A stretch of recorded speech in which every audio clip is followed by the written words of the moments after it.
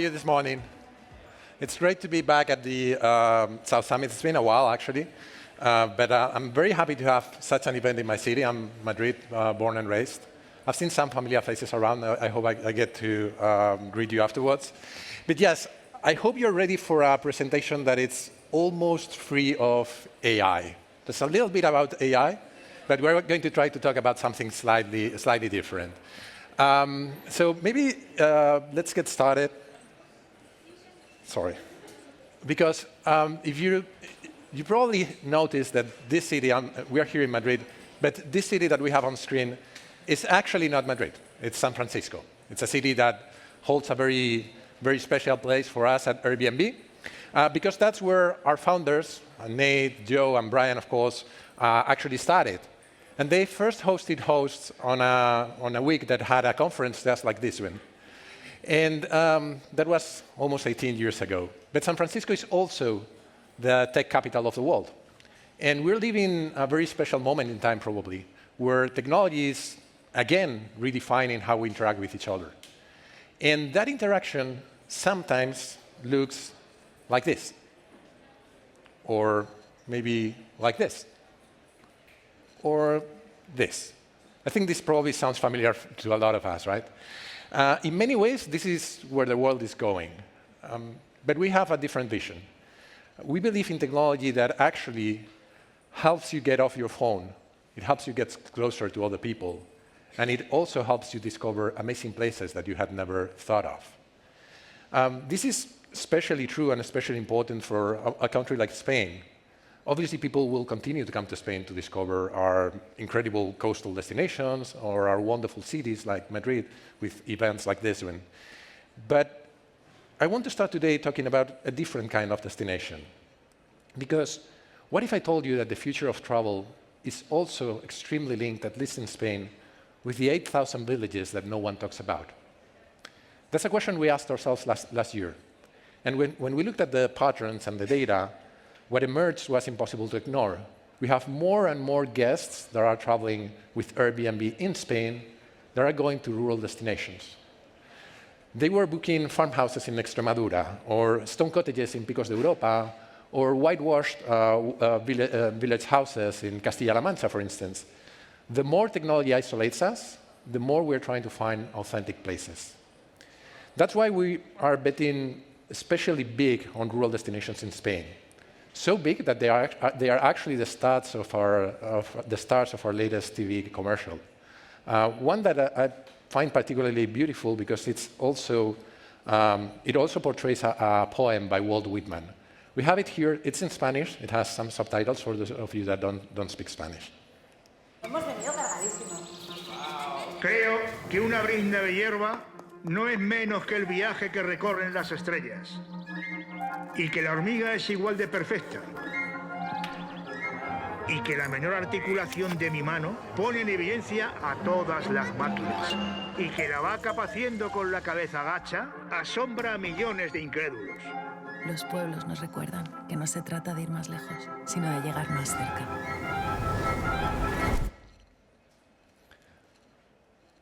I don't know about you, but I grew up spending most of my summers in a village. And this is a little homage to those summers in village that we really care for. But obviously, our bet on rural Spain goes far beyond TV ads. Last year, we announced a $50 million investment in rural destinations in Spain to help develop rural villages and support them. And this is coming at a particularly important moment in time because right around the corner, we have a very special event. I'm sure you're aware of it. There's going to be a total solar eclipse in August. Actually, we're going to have 3 in Spain. In the next 2 years, it will be repeated. And that's going to be a driving force for transformation of rural tourism in the country. Right now, we're seeing how bookings in non-urban destinations have actually tripled. Hosts in villages that usually didn't have many bookings, they are right now fully booked. And villages all over the country are going to receive visitors from the US, from Europe, and from many other places, just to watch the sky go dark in Spain, which is something beautiful. But to welcome these travelers, you need other people willing to open their doors. Because in many of these places, if you think about it, there's no traditional accommodation. So let's spend a little bit of time talking about this host, because people think of Airbnb as a tech platform, and that's right, that's what we do. But it wouldn't work if it wasn't for the people that actually connect with other people through the platform, the ones that open their doors. And do you have a sense of how many there are? Can you imagine? Well, it's somewhere north of 5 million hosts in the world. South Summit is an event that is full of entrepreneurs. And the reality is that each and every one of the hosts at Airbnb, they are entrepreneurs in the truest sense of the word. They built a product, which is sometimes their home, sometimes an experience, sometimes it's their knowledge. They found customers for it, globally, overnight. They did that with no funding rounds, no accelerators. They just created a listing. And I'd like to speak a little bit about them, because I'd like to dispel a common myth that our hosts are just a bunch of big, nameless, faceless property management companies. The large majority of our hosts are everyday people with a home to share, like Cristina and Javi in Canillas de Aceituno. In fact, 87% of our hosts just host 1 or 2 listings. Moreover, actually, 50% of our hosts use Airbnb income to make ends meet. This is very important because it is a massive way of empowering people financially. So we're trying to expand that. We keep trying to expand that. We think that's a good thing, and we want more people to be entrepreneurs, like Kia, who opens the doors of her house in Asturias. That's why we keep adding ways for people to become hosts, and not only with their homes. Last year, we announced we were launching experiences and services, which are precisely new ways for people to connect with each other. And just a few days ago, on May 20, our CEO, Brian Chesky, he announced that we're going to make, or what are the next steps that we're taking to take this even farther. Let me give you just a few quick highlights, starting precisely with experiences. Over the last year, we've added thousands of experiences all over the world. And these are hosted by some of the most interesting people you can think of. And now we're expanding some of our most popular categories. For instance, we're expanding landmarks. 80% of people that travel to a city for the first time, they want to visit one of the landmarks. So we're bringing those top landmarks from around the world to Airbnb. And the people that are making that happen are local entrepreneurs, are locals that are using their knowledge and their passion for their city to make a living. We have more than 3,000 landmarks experiences on Airbnb. Those go from the Taj Mahal to the Grand Canyon, and of course, you can see there the Museo del Prado in Madrid. Likewise, we're expanding our food culture category. This is something we know a thing or two in Spain about. And these are the experiences that go beyond cooking and eating. Behind each of these, there's someone that has decided to share what they love and make a living out of it, right? We have more than 2,500 food culture experiences right now. That's it for experiences. I won't spend more time on that. But let me show you something really cool, which is where we're going with Airbnb services. Because we announced a number of news, a number of new features that are going to make your trips much easier. For instance, groceries. Now, in selected cities, you'll be able to have groceries waiting at your Airbnb when you arrive, or order them while you're there. We've also introduced airport pickups, which we'll show in a minute. You can book a car to or from your Airbnb. The driver will wait for you in the airport, and they will take you there. We've also introduced luggage storage. You can store your bags after you've finished your stay, and it's somewhere near your Airbnb or somewhere near where you're going, thanks to our partnership with Bounce. And lastly, a big one. We introduced car rentals. Roughly a quarter of all Airbnb guests rent a car when they travel. So starting this summer, you can discover rental cars directly in the app. We will select listings, cars that are nearby your listing, and actually suggest those that better suit the group that you're traveling with. And this is actually just the beginning, because we're not just adding services, we're trying to build an ecosystem around them. And of course, let's talk again about where it all began, homes. Now we have roughly 9 million homes all over the world, which is a lot. So we're making it easier to find the right home for your trip. This is the only bit in which I'm going to mention AI at this stage, because we're using AI to help you find the right listing. With different features, we've introduced AI review highlights to quickly find what's relevant for you in the reviews that other people have done of the listing. We've also introduced an AI comparison tool so that you can compare different listings with the criteria that matters the most to you. And obviously, we have AI-powered customer support, which is available worldwide in 11 languages, and knows every detail of your trip and can help you solve any issue with the chat.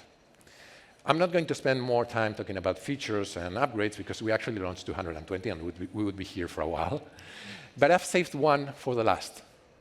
One that is particularly important for Spain, and actually particularly important for a lot of you today, I imagine. Because we know that a home is not right for every type of trip. If you're booking last minute, or maybe for just one night, or for a quick business trip, probably what you need is not a home. Probably a lot of you that have traveled for South Summit, what you needed wasn't a home. Probably you needed a hotel. As Brian said the other day, yes, we said it, a hotel. But not just any hotel. Hotels that feel like home. For instance, like Casa Zagal in Portugal's wine country. Or very special places like the Six Bells Countryside Inn in New York. Carefully selected hotels that match your expectations. And I said this is important for Spain, because let me tell you a little inside story. Roughly 12 months ago, we sat down to discuss where in the world to first launch hotels. We looked at every major market in the world. We asked, where does the demand exist? Where are the right hotels? Where does the Airbnb community already love to travel to? And we selected 5 cities to start with. That was Los Angeles, San Francisco, New York, Paris, and Madrid. We chose Madrid as one of the top 5 cities to launch.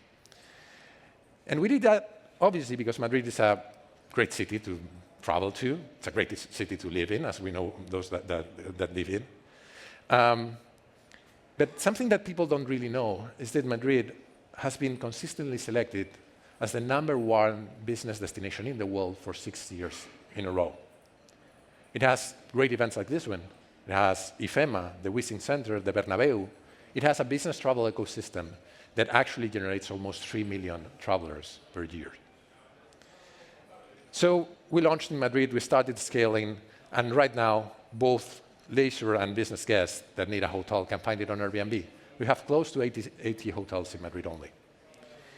In places like the Vinci hotels, or the NH Collection, or the Chicken Basic Dot. The reality is that this launch has been amazing. The growth is really phenomenal. Q1 was already very strong, and we're seeing increased acceleration over time. Some of you may be wondering, isn't this replacing homes? Actually, no. Because what we've realized is that hotels are bringing new guests to homes. Roughly 55% of people who book a hotel on Airbnb come back to book a home. But obviously, this is a new chapter for Airbnb. We're bringing thousands of these hotels to the platform. We expanded that initial 5-city list to actually 30 in the world. Right now, you can find hotels on top 30 destinations on Airbnb, in Spain and in many other places, and there will be more to come. So let me summarize, because in a sense, this is the Airbnb we're building. One that helps you discover rural destinations, one that unlocks new experiences and services, and now one that obviously brings you hotels. I've said a lot of things, but let me finish with a very simple message that I'd love for it to be the takeaway that you take from this conversation. I think the future of travel in Spain is not going to be built in Silicon Valley or in a board somewhere in Dublin, for instance. It is going to be built here by hosts in villages, for instance, who decide to open their homes, by entrepreneurs that learn or find new ways to combine technology and hospitality. It's going to be built as well by politicians who create smart regulation that allows this to develop. And it's going to be built by people that understand that tourism is not an industry, it's actually a relationship. We believe that our job in Airbnb is to be a platform that's worthy of that relationship. We are here to give hosts the tools they need. We're here to give guests ways of finding places they want to visit. And we're here to help destinations develop in the way they want to develop. And the reality is, we're just getting started. Before I finish, let me tell you that if you're a hotel owner, rural tourism operator, a travel startup, or a local government, come talk to us. We're actively looking for partners that share our view that travel brings good to the people. And if you just simply love to travel, welcome to the new Airbnb. We think you are going to love where we're going. Thank you very much. That's it.